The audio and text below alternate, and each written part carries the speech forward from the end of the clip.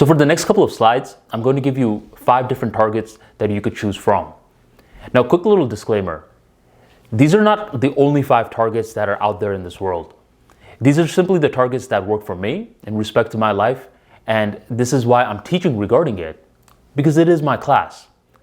But whatever works for you in terms of target that you could stick with long term, stick with it, because it doesn't necessarily matter which target it is. The simple act of you making your mind one-pointed is what matters. Choose something and stick with it long term, and let's begin off with the first target.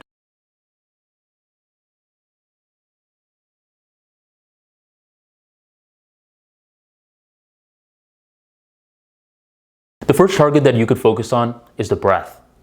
I recommend you find a quiet room, you close your eyes, and you count your natural breaths. In the beginning stages, you may be tempted to consciously change your breath, where you are focusing on inhaling, focusing on exhaling. I recommend that you do the natural breaths because this allows you to feel more relaxed. And the more relaxed that you're becoming, the more that you're starting to understand how your body works. You start to understand how complex a simple task like the breath is. And the more that you center yourself on your natural breaths, the more that you feel calm in high pressure moments in the real world. Keep gently bringing yourself to the natural breaths. Inhale from the top of your nose, you'll feel the wind. Exhale, and just keep doing this and targeting your mind on this particular point.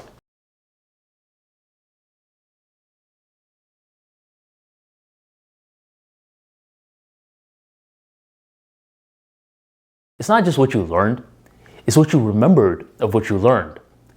The more that you remember old knowledge, the more that you start to strengthen the neural pathways. The stronger that the neural pathways become, the more that you start to embody the knowledge. And that's what the purpose of this meditation is. I want you to set aside some time to consciously remember old school knowledge that you deem relevant. And you can only deem it relevant if you are trying to improve in a certain goal. If you're not trying to improve in anything, then all knowledge is going to either seem relevant or is going to seem irrelevant. But when you spot a target that you are trying to improve on, let's say you're trying to become a better athlete, that's when particular knowledge from your life is going to become much more relevant, such as you wearing a mask when you were working out a couple of years ago as you were doing P90X. This is relevant knowledge. You're remembering why you used to wear that mask, how you would introduce a resistance to your breath, and that knowledge is nowadays being remembered. Another thing that is going to be deemed relevant knowledge is nutrition. You remember the whole macros, protein, fat, carbs.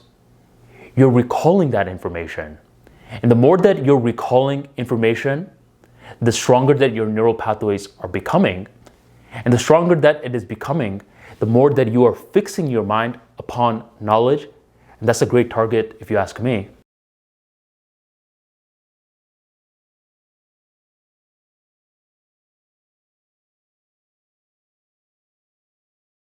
The third target is your body.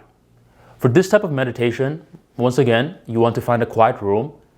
And at this point, you're not necessarily just focusing on your breath like target 1. You're focusing anywhere there's tension. And you'll notice when you're in a quiet room by yourself that there's a lot of sensations that's normally going on in your body that you weren't aware of. Did you know that a lot of people get anxious quickly because they're not familiar with their body? A lot of the times, the act that's causing them the nerves is not really causing them the nerves. You ever had a moment like that when you're going to go to the grocery store and for some strange reason you're feeling anxious? There's nothing logical about that. You go to the grocery store all the time. Why would you possibly be nervous? You're not. It's just that you're not familiar with your body. So in regards to this type of meditation, you're starting to familiarize yourself with the body. You're starting to feel the different sensations in your kneecap, behind your right ear, on your left shoulder. And the more that the mind starts to become aware of the body, the more that you are present. Rather than living in your head, you now start living in the body, and this allows you to maintain a cool, calm composure.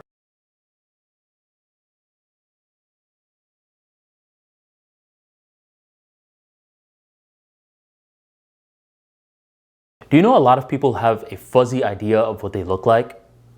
Sure, they could recognize themselves from an Instagram post or a Facebook tag.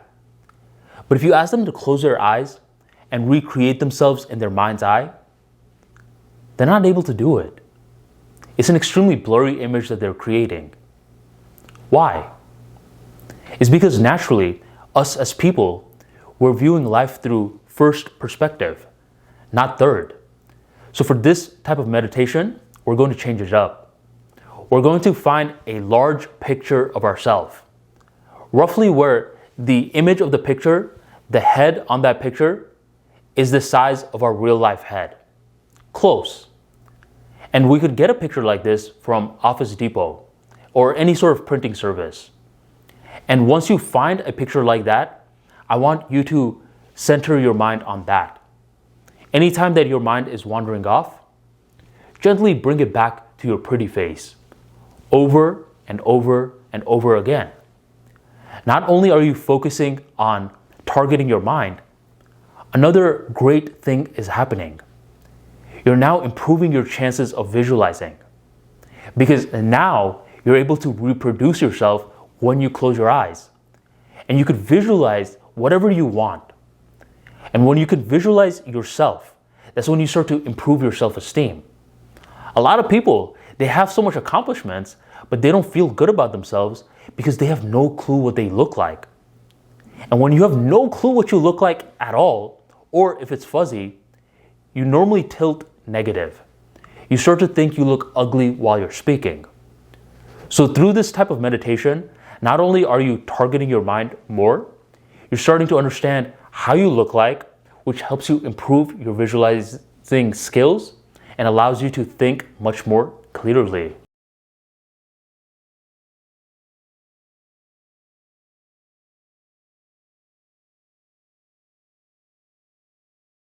The final kind of meditation is what I call deliberate practice.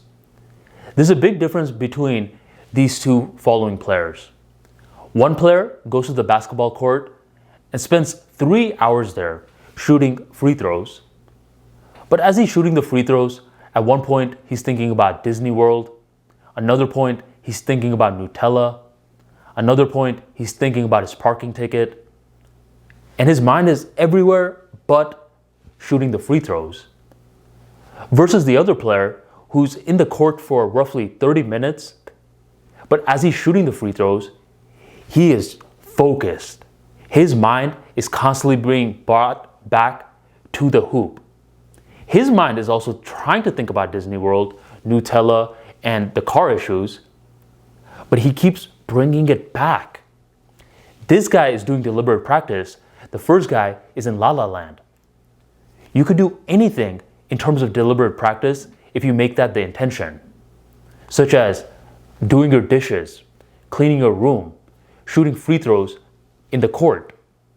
So when you view it like this, any act out there can be turned into meditation, can be turned into an opportunity for you to target your mind if you make that the intention. So which activity do you like to do? Or which activity do you find extremely boring, but you have to do anyways, like cleaning your room? And use this as an opportunity to meditate, to target your mind.